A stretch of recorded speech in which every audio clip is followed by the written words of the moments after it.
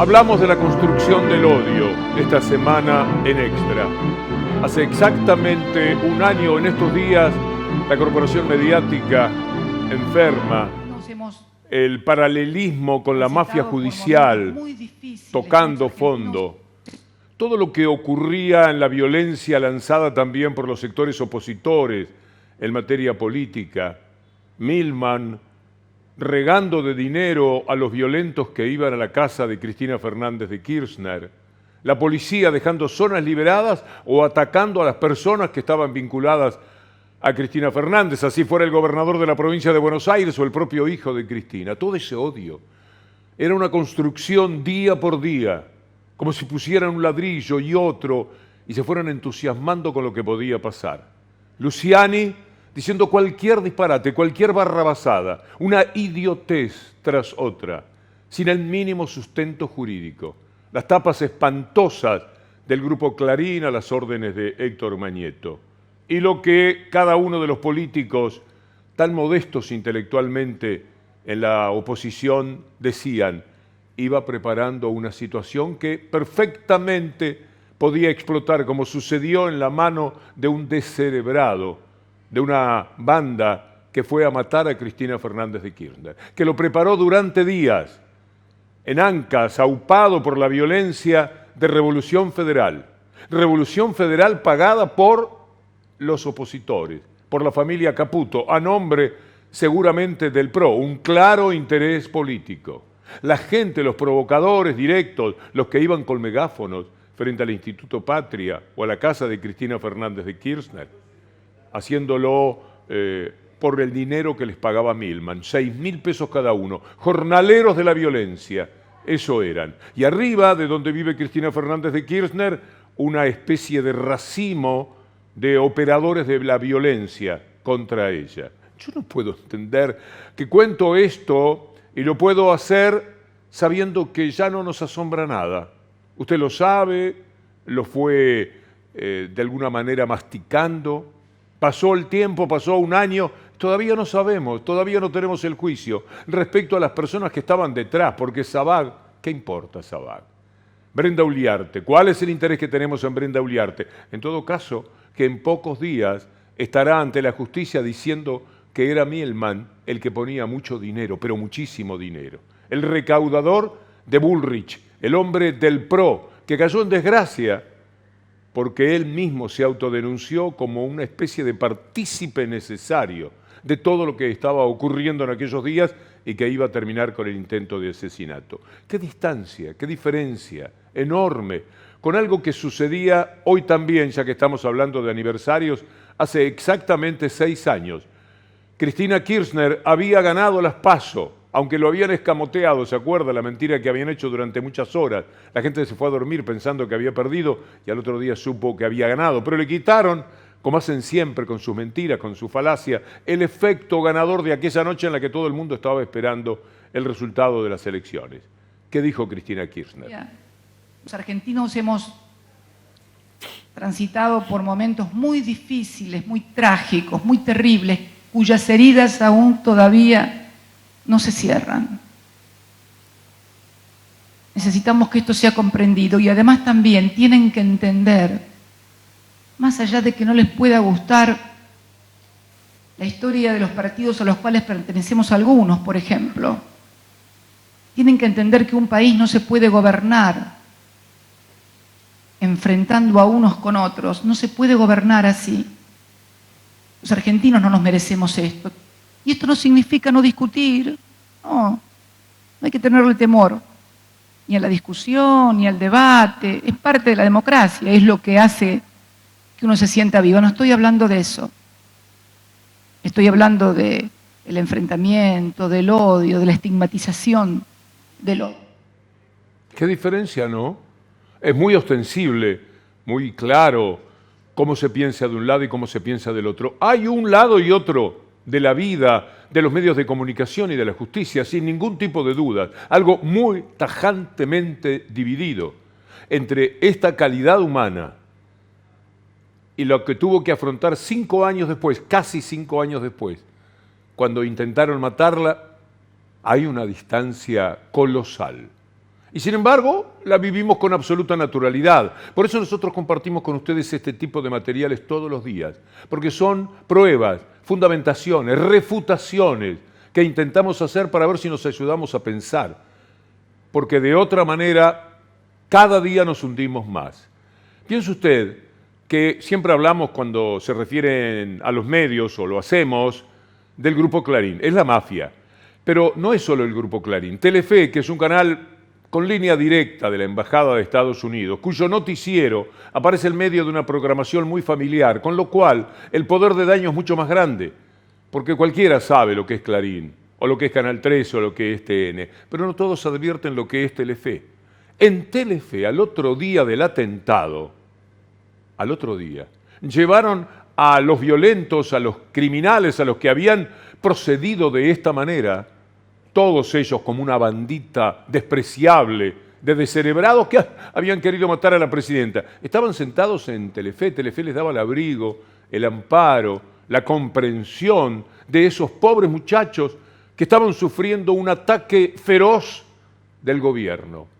¿Usted recuerda esa nota? Vale la pena que lo hagamos. Es el trabajo de ciudadano que todos los días tenemos que realizar.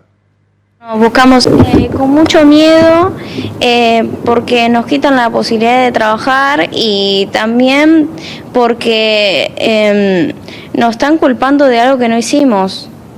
Dicen que somos un grupo terrorista y no, nosotros no tuvimos nada que ver. Cris, Rodi, les cuento, los chicos que la rodean a Ámbar, entre ellos está Nico, que recién estaba hablando, están juntos en este proyecto, venden el microemprendimiento de nosotros de algodones de azúcar. Lugares de la ciudad, algodones de azúcar, sí, golosinas. Nos buscamos el mango, somos gente laburadora, queremos laburar. Igualmente Ámbar, me gustaría aclarar que nosotros venimos porque estamos recibiendo amenazas. Está bien. O sea, no solo ella, no podíamos venir individualmente. Claro. Está bien, Sí. clarísimo, Nico. Eso es lo que pasa. Entonces estamos siendo amenazados.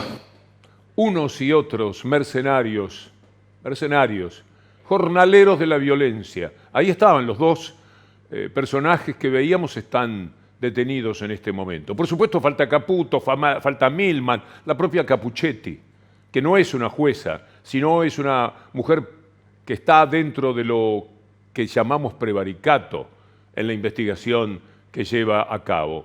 Pero hoy que tenemos datos muy interesantes para compartir con ustedes, lo dijo el propio abogado de Brenda Uliarte. La que ven es Brenda Uliarte, así se llama. Esa muchacha va a declarar dentro de pocos días, según su abogado Carlos Tejeldín, contando cómo Milman era el que distribuía el dinero para mantener la violencia por todo lo alto. Mire, se me acongoja el corazón cuando digo esto, porque tienen tanto poder que siguen caminando tan campantes. Milman anda por ahí con su propio celular riéndose del mundo, favorecido por Capuchetti, por el periodismo cómplice que no lo denuncia. Vamos a ver otra vez, tan solo 10 segundos, de Brenda Uliarte, que es la que va a denunciar lo que va a contar inmediatamente Tejeldín. Con mucho miedo porque nos quitan la posibilidad de trabajar y también porque nos están culpando de algo que no hicimos. Hay cierta información que tiene que ver con ese tema, con el tema de la gente que estaba en el domicilio de la vicepresidenta, que se manifestaba, que eran pagos por funcionarios de la ciudad de Buenos Aires. Los datos, nombres, cuánto y todo lo tiene que aportar ella en declaración. Bueno, lo que usted me comentaba era que ella había, o seguramente va a declarar que estos pagos provenían de gente cercana a Gerardo Milman. Exacto, así es. O sea, gente que trabajaba o que trabaja con él. Exacto. ¿Para qué se les pagaba? Para asistir, para manifestarse y hacer esas manifestaciones de repudio contra la vicepresidenta. Ah, en contra, claro. Era para ir a hacer la contra, digamos, a los que iban a apoyarla. Esto ya lo sabían y ya se comentaba, pero bueno, ahora falta que ella lo declare y que explique quién era el que pagaba, quién aportaba el dinero, quién lo recibía. O sea que todo eso lo tiene que deponer ella ante la jueza. Y era Milman el que se hacía cargo de todo. En este marco es que hay que gobernar, con toda esta violencia alrededor, con esas tapas de todos los días. Ahora ya lo vamos a ver, contra las medidas económicas que se toman en el mundo entero porque el mundo capitalista está estallando por los aires. Ya no se puede más con tanta hambre que hay alrededor de esos personajes de las élites, los empresarios del mundo que no han parado de ganar dinero, pero que además quieren concentrar tanto porque al mismo tiempo ese es el poder que luego les permite aún ganar más plata. Pero así se tiene que gobernar. La violencia de las tapas de los diarios, la violencia del PRO poniendo dinero, ya sea la familia Caputo para Revolución Federal, ya sea Milman para los que iban directamente con las antorchas, con los megáfonos, con la capacidad para insultar, y que eran convocados por medios de comunicación con Telefe porque pobrecitos los estaban persiguiendo a ellos, a los muchachitos que lo único que hacían era trabajar y estaban ahí victimizándose. Más complicidad no se puede tener. Bueno, esto es lo que predomina, el ámbito dentro del que tiene que desarrollarse un gobierno que se pretende, aunque haya fracasado en eso, igual se siente nacional y popular. Y entonces vamos a hablar de cómo estamos a contramano del mundo. Las flechas van para otro lado, indudablemente. Vamos a hablar de la economía, de las medidas que ha adoptado el gobierno, de lo que está pasando, de cómo le dan aires, ínfulas a gobernadores que no quieren participar por una idea política, por lo que fuere, y que quieren abortar el plan del gobierno, que no es otra cosa que ayudar a la gente. Bueno, serán responsables en cada una de las provincias del dinero que no le van a dar a su gente, porque todas las provincias están ordenadas, están económicamente como para asumir la responsabilidad y el compromiso que el gobierno entiende que se tiene por parte de todos los gobernantes con un pueblo que está viviendo una situación de mucha pobreza, de postergación de todos sus sueños, de las cuestiones más elementales. Y vivimos en un mundo de bufones. Esto que van a ver es payasesco y tiene que ver con las personas que motorizan a nombre de los medios de comunicación y de la derecha económica todos los patrones de conducta que luego pueden terminar con el atentado que vamos a evocar el próximo viernes. Eso es la causa de la inflación en Argentina. Y nosotros lo que tenemos que hacer con la causa de la inflación en Argentina es esto. Tenemos que agarrar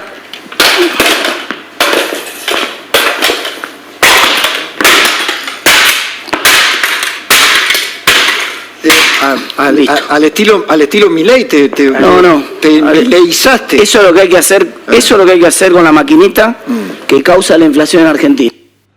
Este Tetaz es otro de los payasescos personajes creados por los medios de comunicación, al mismo tiempo que Milei. Debe estar muy celoso de Milei, porque al fin de cuentas el otro puede ser presidente de la República y él se ha quedado en estos sketches que ni siquiera son cómicos porque resultan patéticos. Nos duele mucho, este señor representa sectores de la gente, porque decirle pueblo no me resulta demasiado cómodo. A todo esto, fíjese usted lo que sucede con el impulso que la mafia mediática le da a estos personajes, porque finalmente se trata de lo que dice Clarín, según el punto de vista de ellos. Vea este título para que podamos entendernos drásticamente de qué es lo que estamos hablando. Plan platita, billulla, decían. Ahora una suma fija para los sueldos más bajos. ¿Qué quieren hacer con los sueldos más bajos? ¿Qué le parece, Mañeto, que se puede hacer con los sueldos más bajos de la Argentina? ¿Qué hacemos con el hambre de la mitad de la población? ¿Qué hacemos con el hambre de los pibes? No le damos nada, porque como estamos en tiempo de elecciones, ¿cuándo no estamos en etapa de elecciones? ¿Cuándo no hay otro interés que se pueda adjudicar a las medidas que los gobiernos vayan adoptando? Lo decían cuando después de las PASO Macri tiró una inmensa cantidad de plata hacia la gente. ¿Lo dijeron de esa manera? No. Por supuesto que elegían el camino de la aprobación. Ahora no.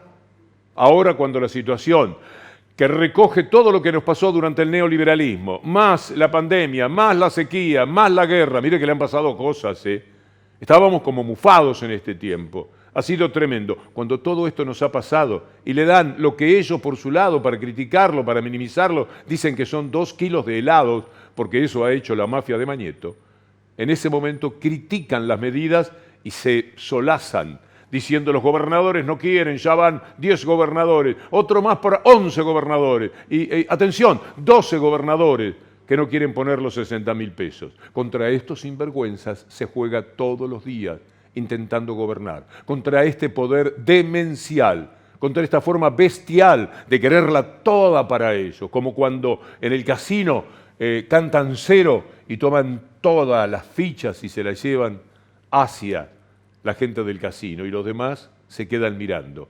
Así estamos en la Argentina de hoy. Pero para que sea drástico lo que queremos decirle, para que su trabajo de ciudadano sea simplificado, le voy a mostrar lo que pasa en Alemania. Acompáñeme y lea lo que ponemos en extra ahora. Alemania busca reactivar su economía con un paquete de estímulos por 7.600 millones de dólares. Caramba, muchísimo más que lo que se emplea en la Argentina. Lo que sucede en el país europeo es que el crecimiento en el segundo trimestre fue nulo y podría ser el único gran país industrializado en sufrir una recesión este año. Pero están todos más o menos igual. Mire usted lo que dice el canciller de Alemania. Deshalb ist es ganz, ganz zentral, dass wir in dieser Situation und an dieser Stelle eine Offensive der Bundesregierung auf den Weg bringen, um Wachstum für unser Land anzuregen, dafür zu sorgen, dass die Unternehmen ihre Entscheidung treffen und nicht vor sich hertragen in Bezug auf Investitionen und Wachstumsmöglichkeiten für unser Land. Das ist das Ziel dessen, was wir uns mit unseren 10 Punkten, die wir hier darstellen, vorgenommen haben.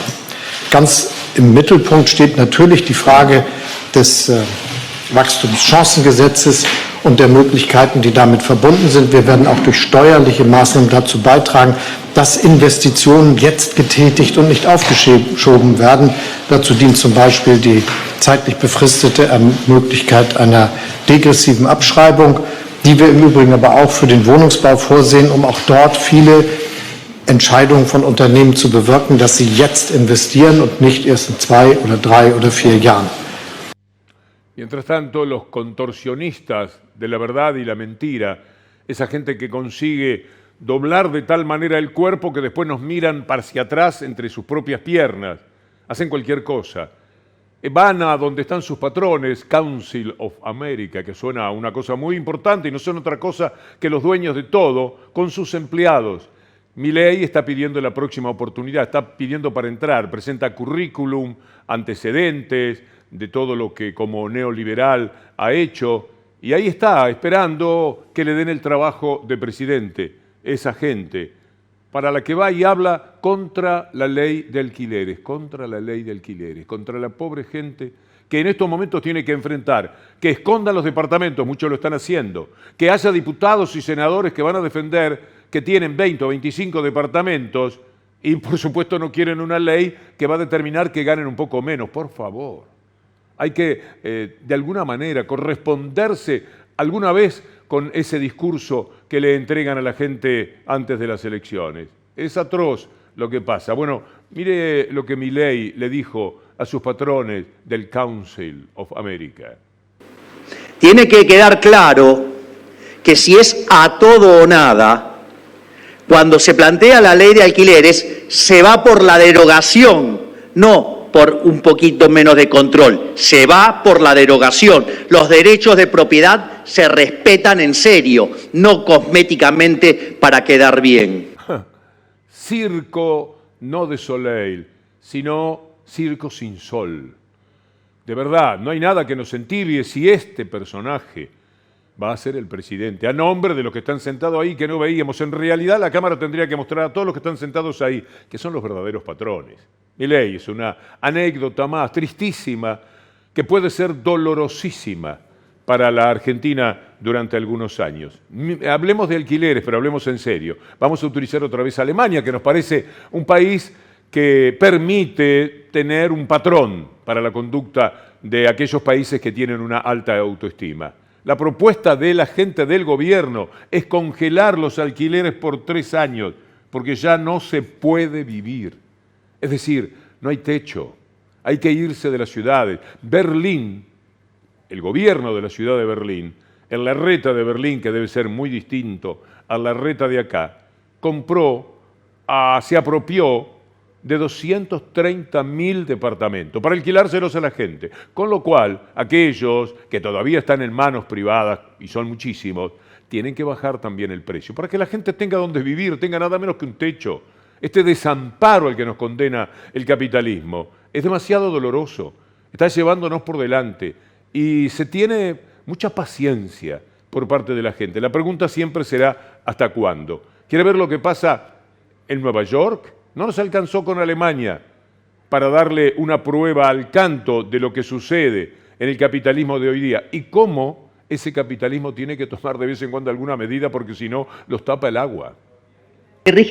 Nueva York impone restricciones a Airbnb que provocarán pérdidas de 85 millones de dólares a la corporación.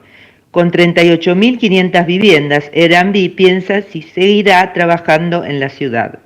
La ley local 18 de la ciudad de Nueva York, que entró en vigor el mes de julio, establece que los residentes que deseen alquilar una habitación o apartamento deberán registrarse primero en la Oficina de Ejecución Especial y cumplir con las normativas legales que rigen los alquileres a corto plazo. Aquellos que no cumplan con la ley podrán enfrentar multas civiles de hasta $5.000 por cada infracción. Esto que nos dice Anaí Rubín desde Nueva York se completa con que no van a poder alquilar sus departamentos por menos de un mes. 4 días, 5 días, mucha plata, entra uno, sale el otro, no va a caminar. No se puede. No se puede alquilar por menos de un mes. Es una restricción, no definitiva, pero ¿dónde la toman? En el país neoliberal por excelencia o en el país europeo más poderoso, que es Alemania. Ellos también tienen que poner las barbas en remojo, si no, tanto capitalismo, tanto egoísmo, se los va a llevar puestos también a ellos, de vez en cuando les está sucediendo. Aquí nos detenemos en la discusión con los intereses de los que simplemente piensan la cuestión inmobiliaria como un negocio, tal como le decían en la cara Juliana Di Tullio en el Senado a otros. Quise hacer una intervención suave porque pensé que iba a ser una cosa más o menos razonable.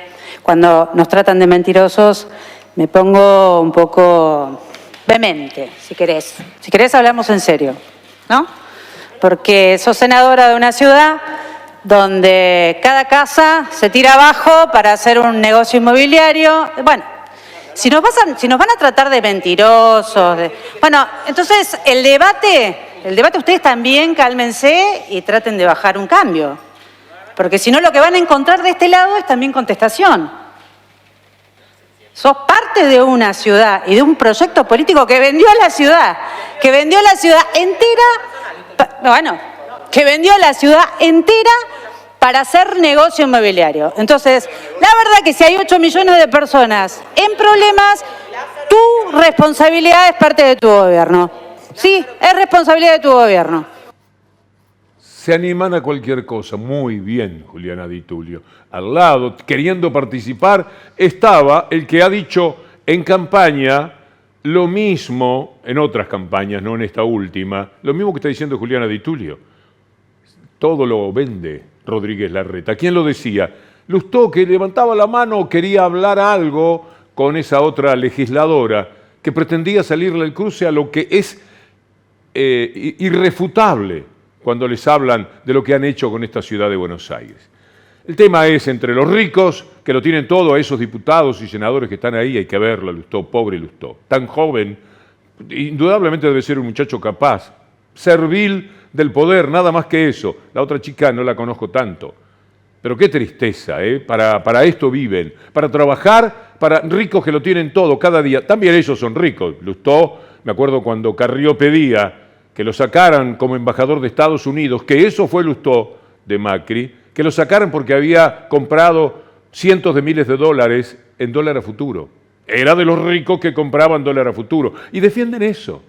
Lo defienden un día acá, otro día allá, pero andan dando vueltas por lo mismo. Por eso es que uno siente que hace catarsis a través de lo que le estaba diciendo con mucha propiedad Juliana Di Tullio a estos personajes. Bueno, la cuestión es entre ricos y el pueblo. Entre ricos y el pueblo puede pasar lo que Lula quiere hacer en Brasil. Falta no Brasil são pessoas espertas que sempre estão encontrando jeito de burlar a lei para não pagar imposto de renda. Artifício. Ou, na pior das hipóteses, consegue fazer com que passe um projeto no Congresso Nacional que beneficie essa minoria. Porque também nós vamos ser francos, os deputados e senadores eleitos, eles não são representantes, na sua maioria, do povo trabalhador. Eles são os setores que vieram da classe média, que é de profissionais liberais. Quando chega um projeto para votar, muitas vezes eles não votam a favor dos interesses da maioria do povo. Ele vota a favor dos interesses, sabe, daquela sociedade que ele vive no meio. Que ele convive. Sí, parece la cosa más natural del mundo, lo más humano a lo que uno puede apelar, lo que está diciendo Lula. Pero es tan difícil porque en el Congreso no va a poder. Lo más probable es que no pueda. Qué cosa, ¿no? Porque han conseguido llevarse por delante a la democracia, opacarla y lograr, cuando no son gobierno, tener un poder real que resiste al gobierno que representa al pueblo. Entonces en el Congreso no dejan pasar una. Pueden ser los republicanos, puede ser Juntos por el Cambio, pueden ser los adversarios políticos de Lula, trabajando siempre para los ricos. Es decir, los ricos consiguieron, a través de los medios de comunicación, hacerle la cabeza a la gente, envenenarla y conseguir votos de los trabajadores que votan contra sus intereses, a favor de principios que, por supuesto, escasamente tienen. Y de esa manera construyen parlamentos donde están los representantes de ellos, que, hablando mal y pronto, son nada más que jornaleros de esos ricos que dominan el mundo. Le voy a poner más ejemplos si usted me acompaña para su trabajo de ciudadano. Y ojalá que usted sea en este momento, lo invito, y no provocadoramente, sino para que nos acompañemos, para que pensemos juntos, para que hagamos un esfuerzo, lo que ocurre en Estados Unidos, y compárelo luego con las medidas de acá. Mire esto, Biden diciéndole a los empresarios que paguen mejor. Asking me, well, you know, guess what? Employers can't find workers. I said, yeah, pay them more. Pay them more. This is an employees bargaining chip now. What's happening? They're going to have to compete and start paying hard-working people a decent wage. Quiero ver eso otra vez. Quiero que en la Argentina, en cualquier parte del mundo donde estén viendo Extra, asistan a lo que el presidente del país más liberal del mundo está diciéndole a los empresarios, esos empresarios que se niegan a través de sus corporaciones a pagar los 60.000 pesos. Los empresarios son los que sacaron todo el dinero, los que mueven el mercado para que el dólar sea más caro. Compran dólares y ahora, cuando tenían $1.000, tenían 280.000 pesos hace 2 o 3 meses. Ahora tienen 750.000 pesos. ¿No lo pueden distribuir un poco? ¿No le pueden pagar al trabajador con el que se cruzan todos los días? ¿No le da lástima a alguno de ellos cómo le toca vivir a la gente? Miren lo que les dice Biden, como tratando de aconsejarlo. Cuando Biden se adelanta, la cuestión gestual también está acompañándonos a nosotros con lo que quisiéramos decirle a cada uno de estos terribles empresarios. Asking me, well, you know, guess what? Employers can't find workers. I said, yeah, pay them more. Pay them more. This is an employees bargaining chip now. What's happening? They're going to have to start paying hard-working people a decent wage. Esto es lo que le voy a mostrar y que defienden los medios mafiosos de la República Argentina.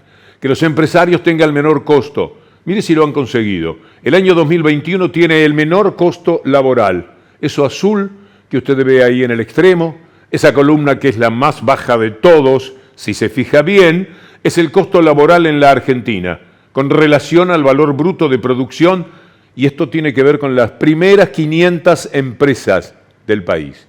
Como usted se dará cuenta, bajaron al 12,2. En algún momento anduvieron por el 16, el 15, el 14, el 12. Entre el 12 y el 16, ¿sabe cuánta plata hay para ellos?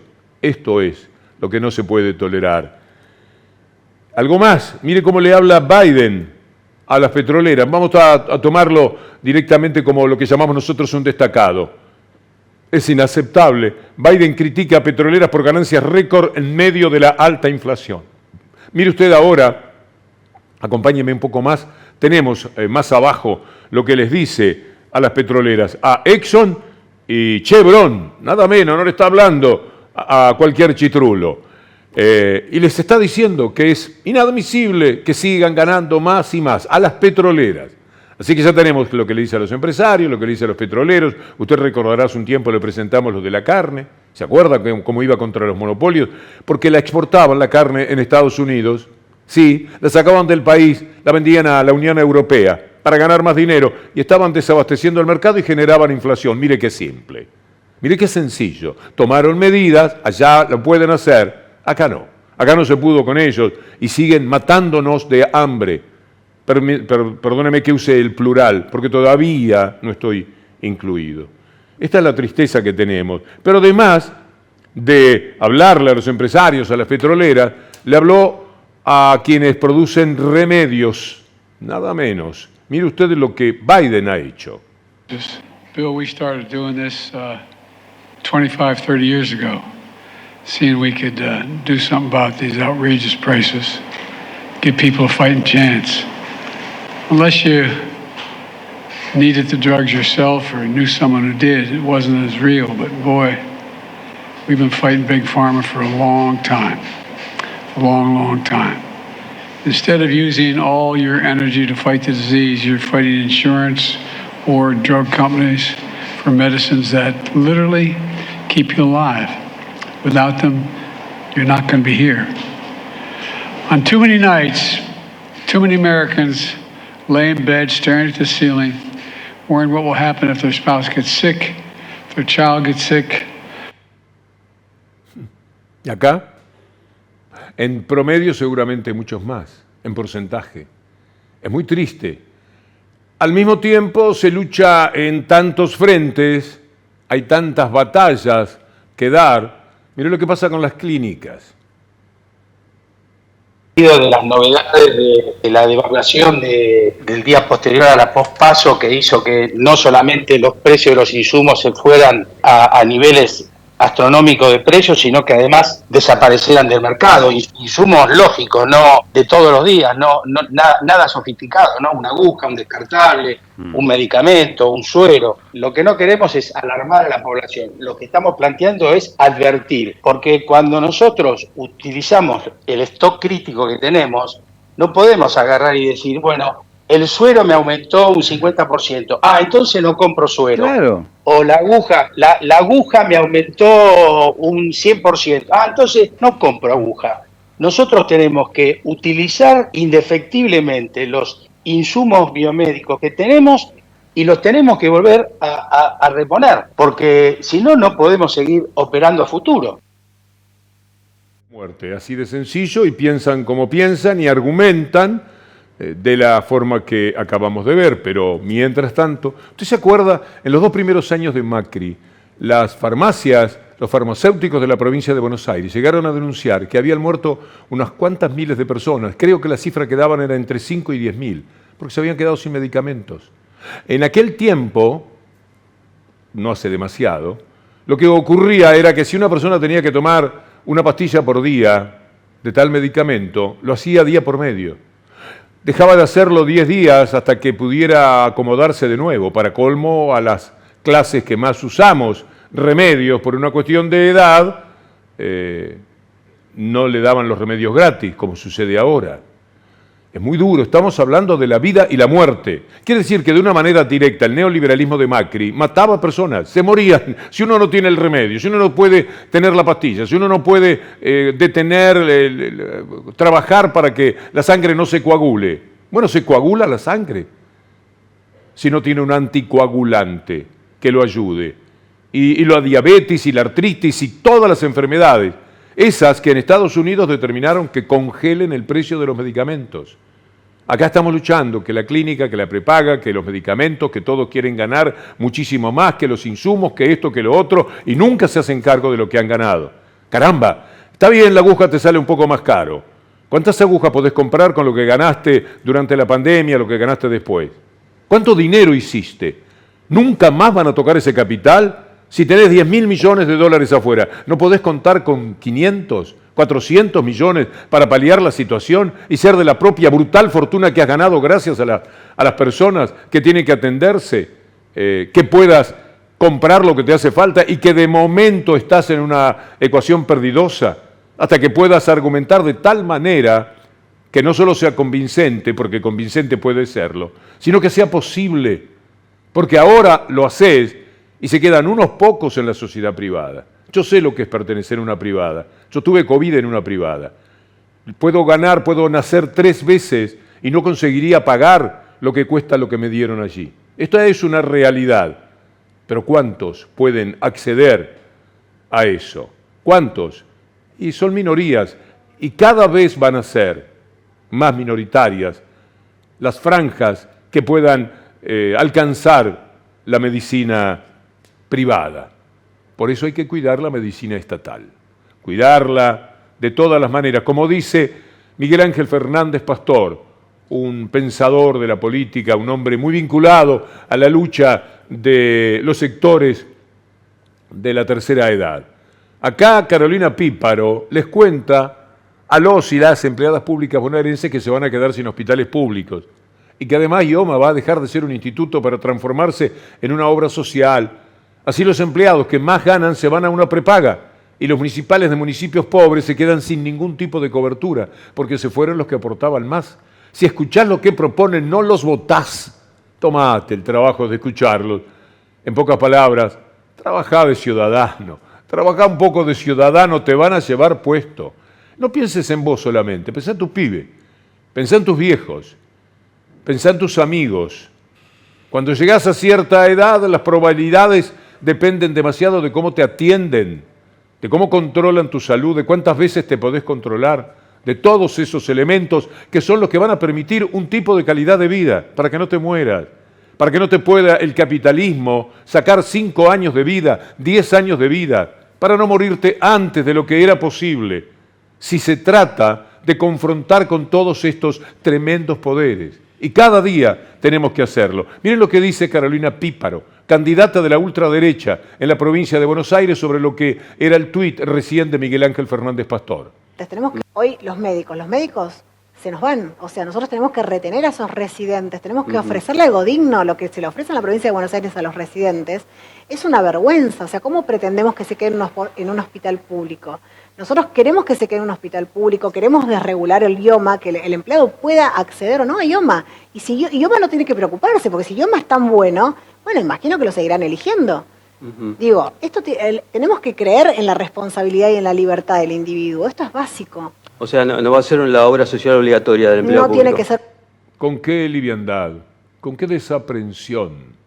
¿Con qué falta de respeto y de consideración por los más débiles habla esta mujer? Candidata de Milei en la provincia de Buenos Aires.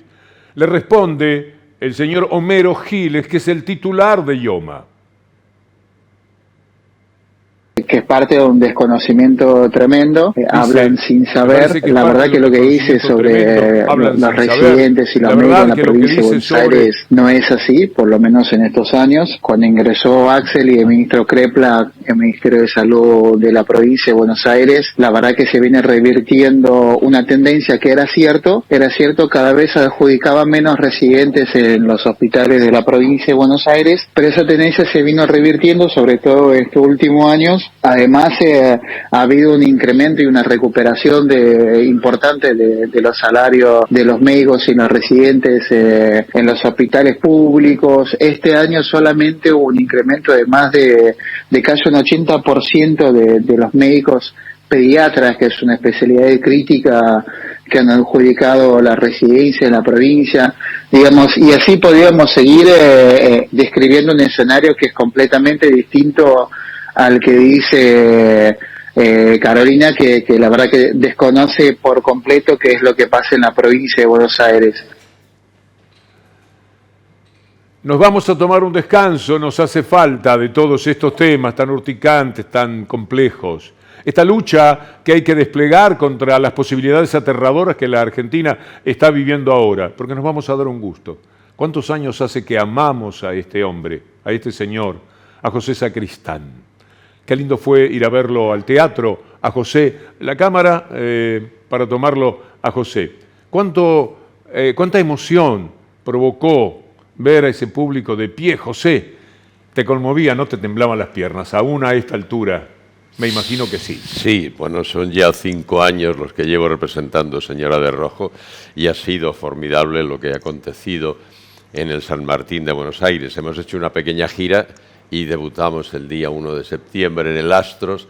Confío en que se repita lo que viene dándose, te digo, desde hace ya 5 años en España, con las representaciones de Señora de Rojo sobre fondo gris. Qué conmovedor es ese texto. Maravilloso del maestro Miguel Delibes.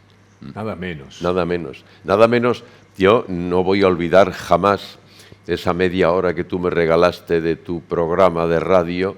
Yo acababa de conocer al fiscal Strasera, me inventé una entrevista con una música de Joan Manuel Serrat y en Radio Rivadavia contrató una cosa parecida a ese programa que se llamó durante un tiempo Delante de las Narices, que surgió de una obra de Miguel Delibes que yo representaba en el Metropolitan entonces, ¿no? Toda la época yo hice Delante de las Narices te la debo a ti, Víctor Hugo. Fue tu generosidad la que hizo posible que, bueno, yo desarrollase aquel programa por el que desfilaron Marilena Walsh, Quino, Osvaldo Soriano, Pinti. Lo que pasa es que este es un país muy cinéfilo y tú eres el cine. Cuando pensamos en España, si empezamos a pensar en figuras, probablemente el primer nombre o el segundo, el tercero, ahí, en el podio eterno del amor de la gente estás. Y yo lo celebro muchísimo porque el ejercicio de una profesión como esta en un país como el mío, yo lo aprendí de mi amigo maestro Fernando Fernán Gómez, da lo que da de sí y está muy bien, yo sería miserable si me quejase, pero lo que es formidable es a 12 horas de avión de tu casa llegar a una ciudad como Buenos Aires, donde el teatro, la cordialidad, el nivel de fidelidad y de seguimiento que la sociedad civil tiene para con el mundo de la cultura y el espectáculo es asombroso, y que a mí se me reconozca, se me celebre, y tanto en lo profesional como en lo personal. Es un lujo que conste al que procuro corresponder. Soy consciente del privilegio que disfruto en Buenos Aires y no acabaré nunca de agradecerlo. ¿Qué sería del mundo si no tuviéramos los artistas, José? Estaría peor. Lamentablemente tampoco el arte cambia la historia, Víctor Hugo, ¿no? Pero ayuda a comprenderla. Sí, ayuda a pasar el rato, ¿no? A pasar el rato. Es posible que seamos de alguna utilidad. Deberíamos serlo de más utilidad, pero lamentablemente al que hace la historia la hace el del tanque, el hechicero de la tribu, el que tiene el dólar y el que tiene... Los demás somos padecedores de la historia, pero formamos parte de un grupo que mi amigo Luis García Montero ha nombrado como los optimistas melancólicos. Hay una melancolía latente en esto de saber que te vas a morir rodeado de imbéciles, de necios, de mala gente, de hijos de puta, por qué llamarlo de otra manera. Y sin embargo, esa guerra perdida de antemano no impide salir cada día a librar la batalla de la propia dignidad con alegría, que no te aburran, no. Hay que salir contentos a librar la batalla diaria de la propia dignidad.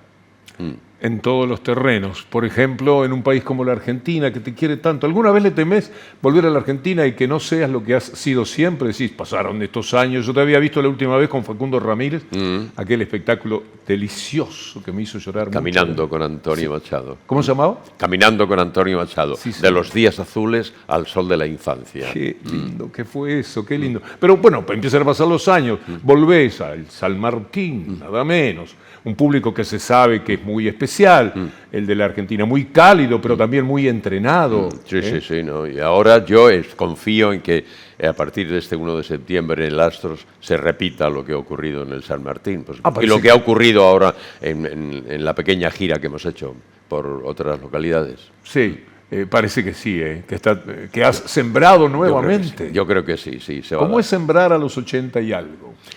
Bueno, pues me gusta que utilices ese término de sembrar, porque yo cuando fui reconocido con el Goya de Honor hablé de mi gente, mi pueblo, Chinchón, y esa especie de punto cardinal de sus trajines, que es el campo.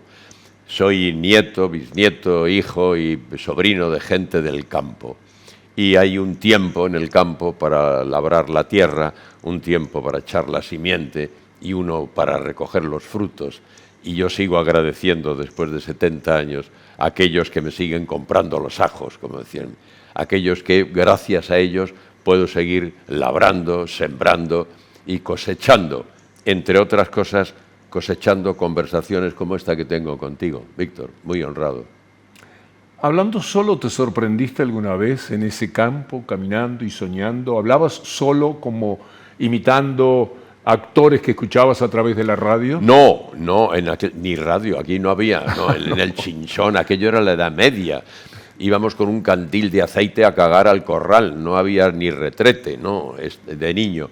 Cuando mi padre sale de la cárcel en libertad provisional, nos trasladamos a Madrid y ahí ya sí. Pero yo no supe que fue una fascinación en la primera película que vi en el cine de mi pueblo. No supe que el indio no era un indio, el que se moría, no, que los pagaban por hacer de indio, de mosquetero, de pirata, de eso. Y sigo alimentando esta cosa a la que yo me dedico, precisamente por lo que tiene de juego, ¿no? Esta cosa, la profunda seriedad del juego, ¿no? Decía Nietzsche, que se lo leía a Landero, no hay mayor seriedad que la del niño cuando juega. Y a eso apelo, sigo apelando en mi trabajo, a jugar, a que se crean que soy el que no soy y que algo les pase. Esa es la base. Nunca talenteas, es decir, nunca te confías en que soy sacristán y yo voy a salir de esto. Yo veía el respeto tuyo por el texto, era evidente que lo tenés palabra por palabra en carne viva. Es que es Miguel Delibes, es que la palabra has utilizado, es que las palabras, conforme las ordenaba mi amigo Miguel Delibes, realmente yo creo que entronca no solamente en lo literario o en lo lírico, poético, con Cervantes, Machado, en fin, Galdós, los más grandes, ¿no? En lo personal también, ¿no? Esta gente que nos enseña a mirar. De ahí el programa de Delante de las Narices, los tío Pacos y las tías Pacas, la gente que nos enseña a mirar. Miguel Delibes era uno de esos. Y la palabra es una herramienta manejada por Miguel Delibes de una manera tan precisa y tan sencilla al mismo tiempo, tan accesible y al mismo tiempo capaz de llevarnos a la profundidad más honda del ser humano y alcanzar alturas líricas maravillosas. La palabra utilizada por Miguel Delibes, tú quitas una palabra de un párrafo de Miguel y el párrafo se viene abajo. ¿Qué capital de amigos que tienes? Sí, procuro ser consecuente con el respeto que creo que me debo a mí mismo y el que le debo a los demás. Y a partir de ahí creo poder hasta incluso presumir de tener una muy buena relación con la gente a la que aprecio y una pésima relación con la gente a la que no aprecio, por supuesto. De los que murieron antes que vos, ¿de quiénes hubieras querido ser amigo, así como de Delibes? La lista sería... He tenido ocasión, Saramago, Sábato, San Pedro, bueno, unos cuantos. ¿Y de los poetas?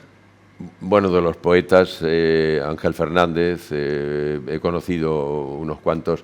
Me hubiera dado cualquier cosa por haber conocido a Miguel Hernández. Y sin embargo, no lo he averiguado lo suficiente. Creo que Miguel Hernández y Antonio Buero Vallejo coincidieron con mi padre en la cárcel de Ocaña. Porque yo conservo un cuadernillo que mi padre escribía, debían armarse tertulias literarias allí en la cárcel. Y tengo un cuadernillo precioso de mi padre del año, cuando estaba ahí en la cárcel de Ocaña, poemas, rimas, leyendas, cosas que él copiaba. Y debió coincidir, si no, da igual, con Miguel Hernández y con Antonio Buero Vallejo. Machado, Lorca, ¿cómo te van? Bueno, es que hay una cosecha ahí de gente que no está nada mal. Y después Celaya, Hierro, Blas de Otero, bueno, tantos y tantos. Qué cosa España, ¿no? ¿Qué cosa?